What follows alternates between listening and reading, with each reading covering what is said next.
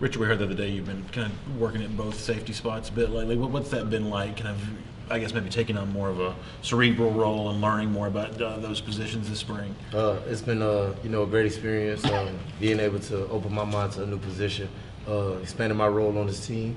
I see it as a great challenge, and every day I put forth the work to be able to help the team and just learning that new position. So I really have fun learning that spot.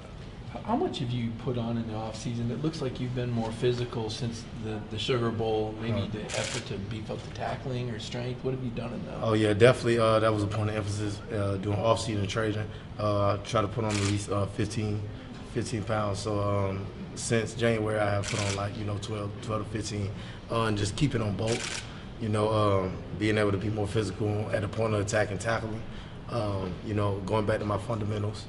Basic tackling, being able to help the team, because that's the main reason why. Can you tell the difference? I mean, we see those hitting drill videos. Can you tell the difference when you bring it now? Oh yeah, I definitely feel better. I feel more confident in my strength and things like that, because I feel that I put in a lot of work to be able to change that problem that I had last year.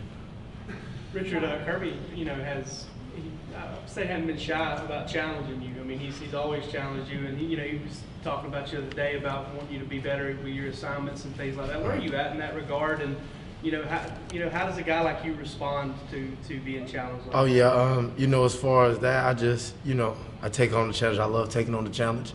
Every day is something that I need to learn, no matter what position that I'm in. If I learn out of things if I run out of things to learn, I won't be a great football player, because every day you should try to do something, better as a person. And I just take that as a, stepping stone to be able to listen to criticism, listen to my coaching, because I know at the end of the day, it's going to help me and it's going to help my team. So it's just, it's not hard, doing what I do.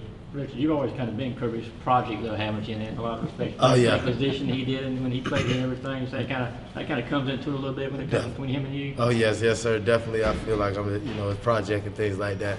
Trying to catch his interceptions, his career stats and stuff like that. I know you've talked about this before, but I'm sure it's probably a better thing to have him talking about you publicly and pushing you on, as opposed to ignoring you, not paying any attention to you whatsoever. Right? Oh yeah, definitely.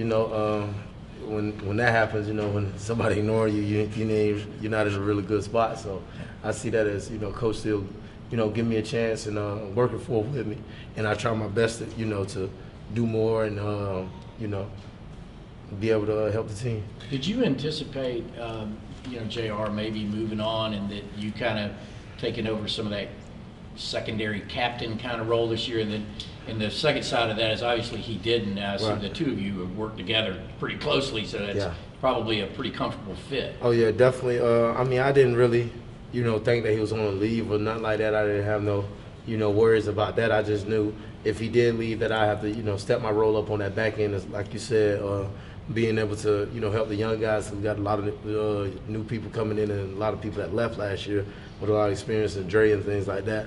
So I just knew I had to step it up regardless if he was leaving or not, which I have. This off season tried to be more, vocal with the guys in the room, because I was definitely in a lot of those guys' spot, that's coming in the new in the spring of 2016. So I definitely feel what they're going through. Is it hard to balance the thing of, I want to be a leader to the younger safeties, but I've also got to beat those guys out and make sure I hold on to the starting job? How do you strike the balance between those two things? Oh man, I don't see it as a competition. I know, whoever plays the best is gonna be on the field, and that's how it should be. And so I come out there and I give those guys as much knowledge as I could. I never hold out nothing, against those guys and nothing like that. But I'm also gonna work hard and show them, as a leader, how to work diligently and lead by, example.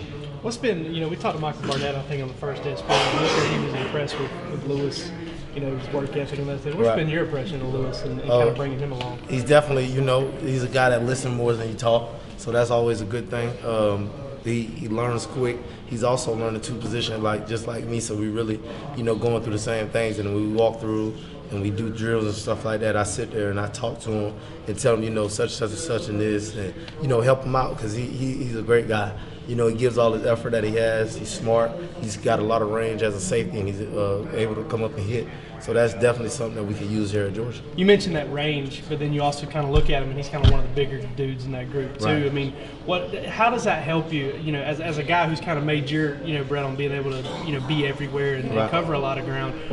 How helpful is it to have both of those things, that size and that range? Oh yeah, that's definitely a big bonus. And like the gifts and tools that he has, once he's able to grasp all the concepts that we got here, he's gonna be an awesome player. So I see a lot of him, me and him, when I see him out there. As a a guy that just came in as a raw talent and just being able to tune all those techniques and things in, he's gonna be a great guy here.